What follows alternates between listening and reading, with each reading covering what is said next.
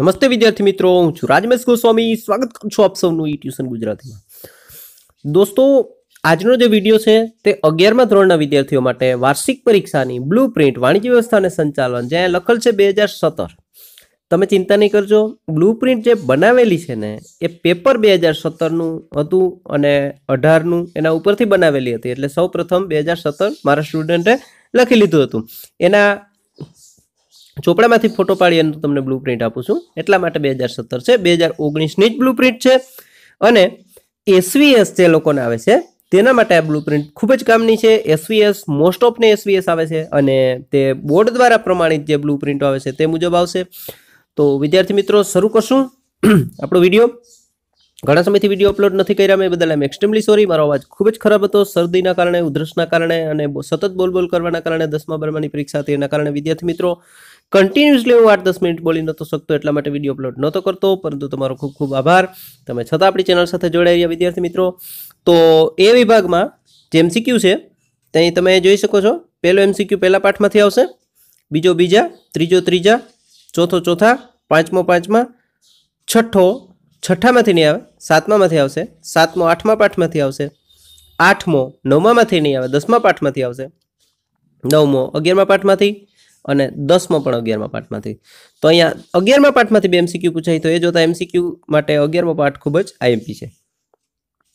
બી વિભાગની વાત કરશું વિદ્યાર્થી મિત્રો. 1-1 માર્કવાળા પ્રશ્નમાં તો 11મો પહેલા પાઠમાંથી પ્રશ્ન પૂછાશે, 12મો બીજા પાઠમાંથી, 13મો ત્રીજા પાઠમાંથી, 14મો ચોથા પાઠમાંથી, 15મો ત્રીજા પાઠમાંથી, 16મો નવમા પાઠમાંથી, 17મો સાતમા પાઠમાંથી, 18મો સાતમા પાઠમાંથી, 19મો 10મા પાઠમાંથી, 20મો 11મા પાઠમાંથી. આ મુજબની બ્લુ પ્રિન્ટ જે મુકરર કરેલી હતી બોર્ડ દ્વારા હવે એના પેપરોમાંથી બનાવેલી છે. એટલે આ રીતે બી વિભાગનું સિલેક્શન થયું હતું. સી વિભાગની વાત કરશું 2 માર્કવાળા પ્રશ્નોની વિદ્યાર્થી મિત્રો. તો 21મો પ્રશ્ન પહેલા પાઠમાંથી આવશે અને અહીંયા તમને એક બેનિફિટ છે અથવાનો. એક ના આવડે તો તમે બીજો લખી શકશો. 22મો પ્રશ્ન આવશે ત્રીજા પાઠમાંથી, 23મો પ્રશ્ન આવશે પાંચમા પાઠમાંથી, 24મો પ્રશ્ન છઠ્ઠા પાઠમાંથી, 25મો પ્રશ્ન સાતમા પાઠમાંથી અથવા 25મો પ્રશ્ન છે એ પણ સાતમા પાઠમાંથી પૂછાશે, 26મો પ્રશ્ન આઠમા પાઠમાંથી પૂછાશે, 27મો પ્રશ્ન નવમા પાઠમાંથી અને 28મો પ્રશ્ન પૂછાશે 10મા પાઠમાંથી.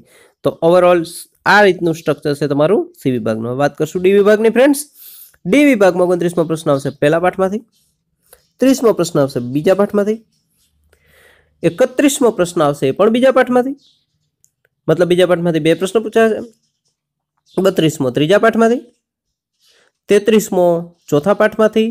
ફરી પાછું એક બેનિફિટ છે, અથવા મળે છે તમને, 33 અથવા પણ ચોથા પાઠમાંથી પૂછાશે, 34મો પ્રશ્ન પૂછાશે સાતમા પાઠમાંથી, 35મો પ્રશ્ન પૂછાશે નવમા પાઠમાંથી. ફરી પાછો એક અથવા મળશે અહીંયા 35મો નવમા પાઠમાંથી, મતલબ કે નવમાનો કદાચ એકાદ પ્રશ્ન ના આવડતો હોય તો તમે અથવા વાળો લખી શકો છો. 36મો પ્રશ્ન પૂછાશે 11મા પાઠમાંથી. ઠીક છે. હવે આપણે જોઈશું ઈ વિભાગનું સ્ટ્રક્ચર. તો ઈ વિભાગ લાસ્ટ વિભાગ તમારો 37મો પ્રશ્ન પૂછાશે પાંચમા પાઠમાંથી. પહેલો જ પ્રશ્ન અથવા મળશે તમને, મતલબ અહીંયા પાંચમા પાઠમાંથી એક પ્રશ્ન ના આવડે તમે બીજો લખી શકો છો.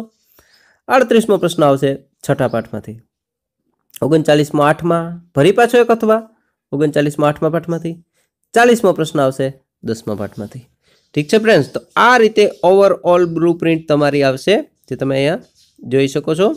ઠીક છે. તો ફ્રેન્ડ્સ, એસવીએસ વાળા વિદ્યાર્થીઓ ફરી વખત કહું છું, તમારે બીજું કોઈ પેપર સેટ આવતો હોય તો મને ખબર નથી, આવતા જ હશે, ઘણા બધા પેપર સેટો છે. એટલે તો તમારી એ પેપર સેટની બ્લુ પ્રિન્ટ મુજબ તમારે ફોલોઅપ કરવું છે. મારી પાસે અહીંયા એસવીએસ આવે છે એટલે હું એસવીએસની મૂકું છું, બીજા પેપર સેટ છે નહીં તો હું એની પણ બનાવીને આપત.